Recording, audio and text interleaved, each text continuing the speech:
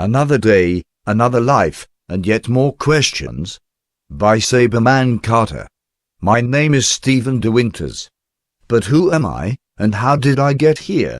I went to sleep in one gender and woke up in another. I was born male in November 1952. I'd just had my 62nd birthday, and I'd been on Facebook. And someone asked, what would it be like to wake up in another gender?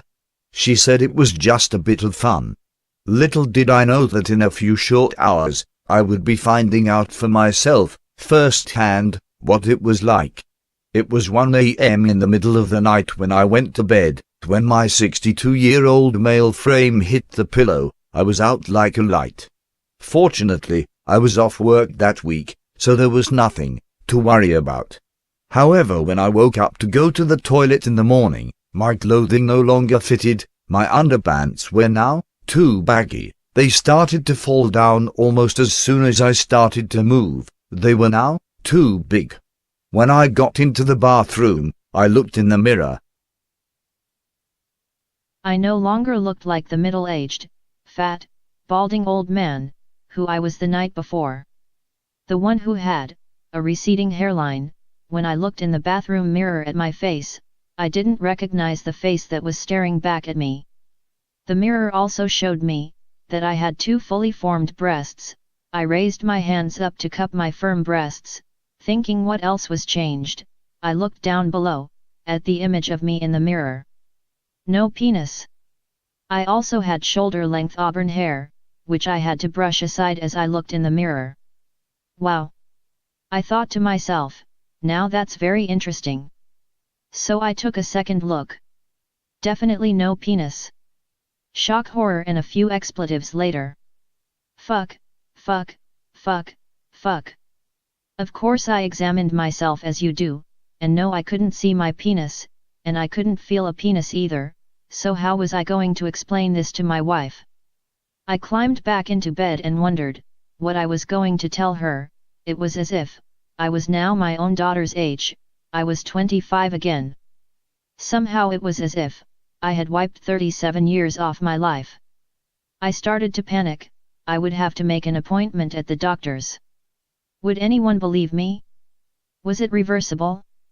Was I going to be stuck in this form until the day I died? God or whoever was giving me the chance to see how I would react as a woman. I would have to change my title from Mr. to Miss. I thought it would be simple, but the more I thought about it, the more complicated it was becoming. Would the bank stop me using my credit and debit cards? What would the reaction be at work? When an attractive young woman walks into the locker room for the first time. Yet to the guys who were in the locker room, as I walked in, it was as much of a surprise and a shock to them as their reaction would be to me. They wanted to know how I knew the lock's combination. I had to tell them who I was, but they still didn't believe me.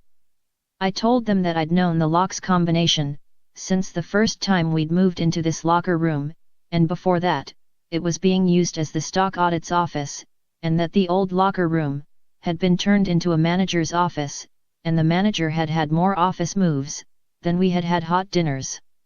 But that was a slight exaggeration. The old locker room was now being used as a conference room. They had wanted to use the only time that England had ever won the World Cup for the external locker room door, but they had found out that you couldn't use 2 numbers that were the same for the door's lock.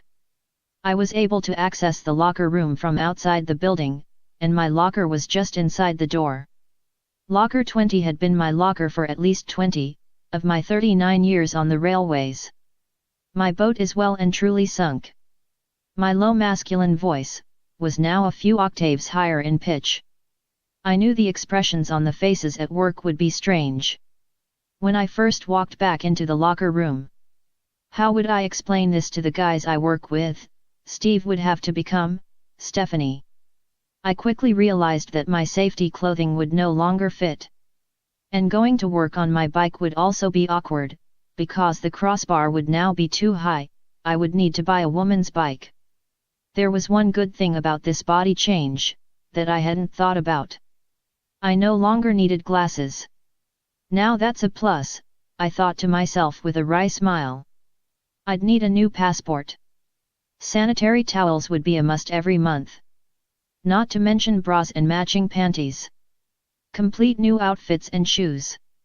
Oh, the shoes! All the shoes I had were now too big. Would I need a new home?